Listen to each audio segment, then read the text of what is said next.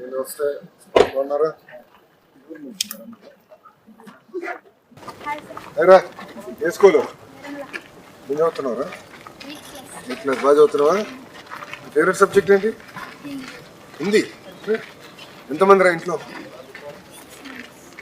అక్క చెల్లెలు అన్న తమ్ముళ్ళ? ముగ్గురు అక్కలు ఉన్నారా నీకు? చాలా కలుస్తావా? బాగున్నారా? ఎక్కువ అల్లరి చేస్తాడరా? ఏం చేస్తావురా? ఇట్రా ఏంటి ఎక్కువ అల్లరి చేస్తా ఉంటావు? ఎందుకు అక్కలు బాగా నీట్గా నేను గారభంగా చూస్తారు అందుకేనా? హెయిర్ స్టైల్ బాగుందిరా. ఎక్కడ చేయించావు? ఇప్పుడా చూడు చూసి లుక్ ఇస్తున్నాడు నాకు. గుడ్ బాయ్ రా. అయినా బాగున్నావమ్మా? ఏం చదువుతున్నావు? 9th class. ఎక్కడ చదువుతున్నారు? ఎక్కడ దగ్గర రత్నాల చెడులో చదువుతున్నావా? బాగున్నారా తల్లి? నమస్కారం. బాగున్నామ్మా? నమస్కారం అమ్మా. అమ్మా చేయాలి కదమ్మా, నడవాలి కదా అందరం. అంటే ఆరోగ్యం పోతుంది. లేదంటే అందరం sugar factory, salt factory, oil factory అయిపోతున్నాం. నేను ఊర్లోకి వచ్చినప్పుడేమో నడిచానికి ఎక్కడ లేదన్నారు. ఇప్పుడు పెద్ద పని పెట్టుకున్నాం. కొంచెం నడవాలమ్మా పొద్దున కార్యక్రమాలు చేసుకున్నా. కలుస్తాను, కార్యక్రమం చేసుకొస్తాను. ఉంటానమ్మా. ఉంటాను తల్లి. బాయ్ రా. కలుస్తాను సార్. ఫ్రీ తల్లి బాగున్నారా? క్షమించాలి కొంచెం ఆలస్యం అయిందమ్మా అనుకోకుండా. బాగున్నారా తల్లి? బాగున్నారా? నమస్కారం అమ్మా. బాగున్నారు? చాలా ఆనందంగా ఉంది మీరు వచ్చారండి, మిమ్మల్ని కలిసినందుకు. నాకు చాలా సంతోషంగా ఉంది. లేదా కూర్చున్నావు దాదా?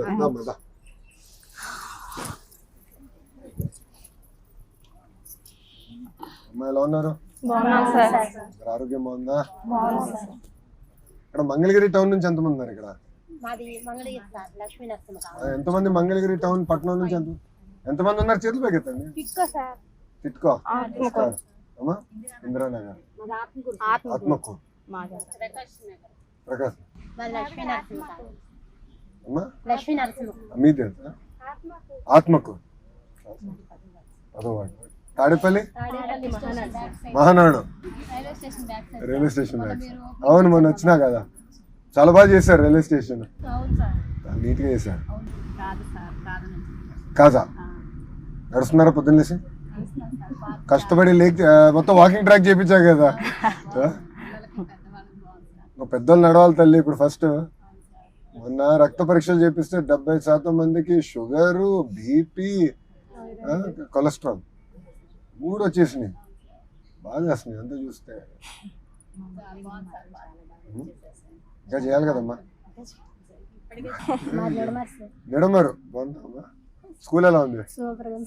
బాగానే వచ్చిందా స్కూల్? వెళ్ళారా? నేను ఇప్పటివరకు వెళ్ళా. నేను ఎవరో ఒకటి పట్టుకురావాలని నాకు కోరిక ఉంది. స్కూల్ దేశానికి అంకితం చేయాలి కదా, ఎవరో ఒకటి తీసుకొచ్చి చేయాలి. అప్పుడే వెళ్దామని నేను వెళ్ళా. ఫోటోలు, నేను కూడా ఫోటోలు వీడియోలు చెప్పాను. టీచర్లు అందరూ ఇప్పుడు సెటిల్ అవుతున్నట్టున్నారు. ప్రభుత్వ పాఠశాలలని ఆ స్థాయికి తీసుకొద్దాం. మనం ప్రైవేట్ స్కూల్స్ చూసి అసూయపడతాం కాదు, వాళ్ళు మనం చూసి అసూయపడాలి. మొన్న అదే జరిగింది తల్లి. మొన్న మహాప్రస్థానం కట్టాం మంగళగిరిలో. అక్కడికి వెళ్తే ఒక తల్లి వచ్చి నాతో గొడవ పడుతుంది. ఎందుకు గొడవ పడుతుందని, నాకు సీట్ కావాలి ప్రైవేట్ స్కూల్ ఏమో అని అనుకున్నా. వాస్తవంగా అదే అనుకున్నాను. నిడమర్లో కావాలి. నేను దండం పెట్టి తల్లి అది ఎగ్జామ్ సంబంధించి నేను ఇవ్వలేను కదా తల్లి అన్నారు. అంటే లేదు గొడవ పెట్టింది. తను వెళ్ళిలా, నువ్వు సీట్ ఇచ్చే వరకు నువ్వు ఎమ్మెల్యే ఉంది ఎందుకని. వామ్మో ఇదేం కదా, పని చేసి తిట్టించుకుంటా ఉంటే ఇదేనా అనిపించింది. చాలా నీట్గా వచ్చింది. ఎంతసేపు పడుతుంది? 15 నిమిషాలు పడుతుంది. బండి పెట్టి చేద్దాం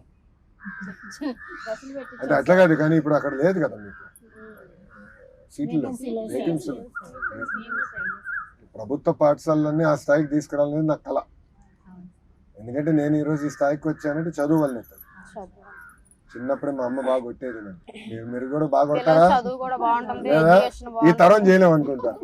మమ్మల్ని నన్ను వచ్చి చితకబాదేది మా అమ్మ. ఇప్పటికి ఊరుకోద్దు తెలుసా. నేను పబ్లిక్ స్పీచింగ్ ఏమైనా అటు ఇటు తోలేను ఇంకో మాటలు ఫోన్ చేస్తుంది సాయంత్రం, ఎందుకు ఇట్లా మాట్లాడేవారా అంటుంది. చదువు కూడా బాగుంటుంది, ఎడ్యుకేషన్ బాగుంటుంది పిల్లలు చదువు కదమ్మా. చదువు అంతా బాగుంటుంది. ఎందుకంటే నేను చూసా కదా, నేను ఈరోజు ఈ స్థాయికి వచ్చానంటే చదువాలి. జీవితంలో ఆస్తులు పోతాయి, డబ్బులు పోవచ్చు, కానీ చదువు మట్టుకు ఎవరు తీసుకున్నారు. నేను అందుకని అందుకే పిల్లలు బాగా చదవాలి. సమాజంలో మార్పు రావాలంటే చేయాలి కదమ్మా ఇప్పుడు. ఎందుకంటే సమాజంలో మార్పు రావాలి, రాష్ట్రం బాగుపడాలంటే పిల్లల్లో మనం పెట్టుబడి.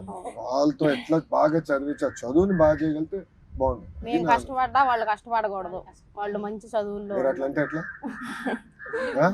అది కాదు, మీరు ఎట్లా అంటారు? రామ్మా ఒకసారి ఇంటికి వెళ్దాం. మీరు బాబు గారు చెప్తారు ఇది. ఆయనేమో అరే నేను 15 గంటలు పని చేస్తున్నా, నువ్వు 16 గంటలు పని చేయాలి నన్ను పెడుతున్నాడు రోజు. నో, శారీరక కష్టం వేరు, ఒప్పుకుంటాను. కానీ నేను భయపడేది కూడా ఏంటంటే గారభంగా పెంచకూడదు, వాస్తవాలకి దగ్గర పెంచాలి. కష్టం ఏంటో తెలియాలి.